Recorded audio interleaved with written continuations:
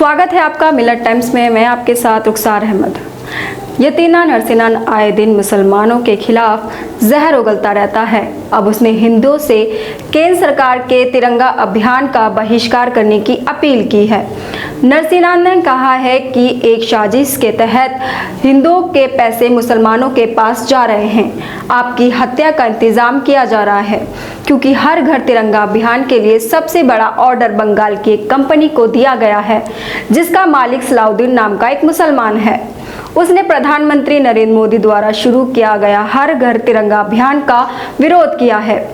नरसिनन ने कहा है कि देश के हिंदुओं से अपील है कि वे हर घर तिरंगा अभियान का बहिष्कार करें। दरअसल हर घर तिरंगा अभियान को लेकर केंद्र सरकार 13 से 15 अगस्त को घर पर तिरंगा लगाने और सोशल मीडिया प्रोफाइल फोटो पर तिरंगा लगाने की अपील कर रही है, लेकिन नरसिनन ने कहा है कि इसका विरोध करते हैं।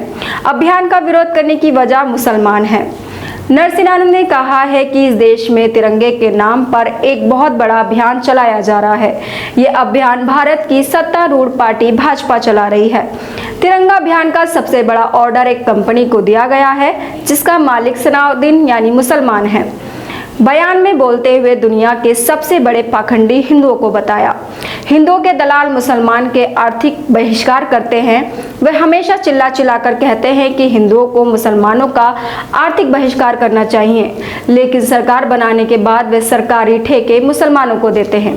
आइए सुनते हैं क्या कुछ कहा है अपने बयान में नरसिनन ने। एक निवेदन हिंदुओं से करना चाहता हूं। एक बहुत बड़ा अभियान इस देश में चल रहा है तिरंगे के नाम पर, और वो भारत की सत्तारूढ़ पार्टी चलवा रही है। और इस तिरंगे का जो सबसे बड़ा ऑर्डर दिया गया है वो एक बंगाल की कंपनी है जिसका मालिक है सलाउद्दीन नाम का एक मुसलमान। उसको ये ऑर्डर दिया गया है। दुनिया के सबसे बड़े पाखंडी अगर कोई है तो वो हिंदू है। स्वामी जी, दुनिया के सबसे बड़े पाखंडी है तो हिंदू हैं। हिंदुओं के दलाल जो बात करते हैं वो मुसलमानों के आर्थिक बहिष्कार की बात करते हैं। नेता या संतों की बात नहीं कर रहा मैं, जो हिंदुओं के दलाल है, चिल्ला चिल्ला कर कहते हैं कि हिंदू समाज को मुसलमानों का आर्थिक बहिष्कार करना चाहिए। और जब इनकी सरकार बन जाती है तो सरकारी ठेके भी मुसलमानों को देते हैं। सभी समझ रहे हो ना कितना बड़ा षड्यंत्र है हिंदुओं के खिलाफ। हिंदुओं, बहिष्कार करो इस अभियान का। अगर जिंदा रहना है तो मुसलमान को पैसे देने वाले इस तिरंगा अभियान का बहिष्कार करो। अगर अपने घर में तिरंगा लगाना है तो कोई पुराना तिरंगा ढूंढो, अपने घर में लगाओ, लेकिन इस तरह से सलाउद्दीन को एक भी पैसा मत दो। एक भी पैसा मत दो सलाउद्दीन को। और इन नेताओं को सबक सिखाओ कि ये तुम्हारे पैसे पर मुसलमानों को अमीर बनाकर तुम्हारे बच्चों की हत्या का इंतजाम नहीं कर सकते।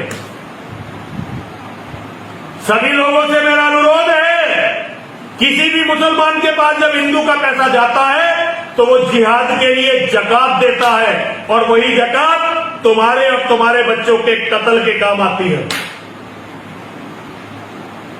इन धोखेबाजों की बातों में मत फंसना। अगर तिरंगा लगा वैसे तो तिरंगे का ही बहिष्कार करो, क्योंकि इस तिरंगे ने तुम्हें बर्बाद कर दिया है। हर हिंदू के घर पर हमेशा भगवा ध्वज होना चाहिए। ये कहते हैं कि देखा आपने किस तरह ये खुलेआम सरकार के अभियान और मुसलमानों के बहिष्कार की बात कर रहा है।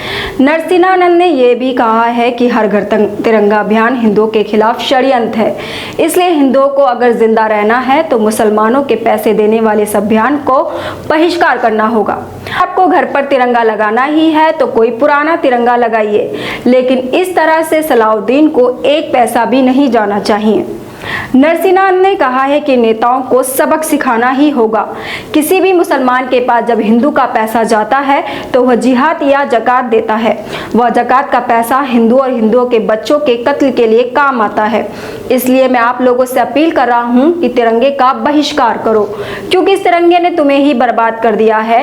हर हिंदू के घर पर हमेशा भगवा ध्वज होना चाहिए। बता दें कि यति नरसिनन का ये वीडियो सोशल मीडिया पर वायरल हो रहा है। रिपोर्ट के मुताबिक मुताबिक ये वीडियो मंदिर परिसर का बताया जा रहा है। गौरतलब है कि खुद को एक महान कहने वाला ये शख्स खुलेआम मुसलमानों के नरसंहार की बात करता है तो कभी महात्मा गांधी को करोड़ों हिंदुओं का कातिल बताता है, तो वहीं इस्लाम के बारे में जहर उगलता नजर आता है, लेकिन इस पर ठोस कार्रवाई नहीं की जाती। वहीं शर्जील इमाम, उमर खालिद और भी कई ऐसे मुसलमान छात्र नेता जेल में हैं, लेकिन जो लोग खुलेआम जहर उगल रहे हैं उनके खिलाफ कोई कार्रवाई नहीं की जाती। ऐसा लगता है सारे नियम कानून सिर्फ मुसलमानों के लिए बने हैं। यूएपीए जैसी धाराएं केवल मुसलमानों के लिए इस्तेमाल की जाती हैं।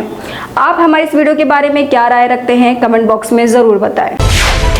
मिल्लत टाइम्स को आपकी ज़रूरत है, हमारी आप माली मदद करें।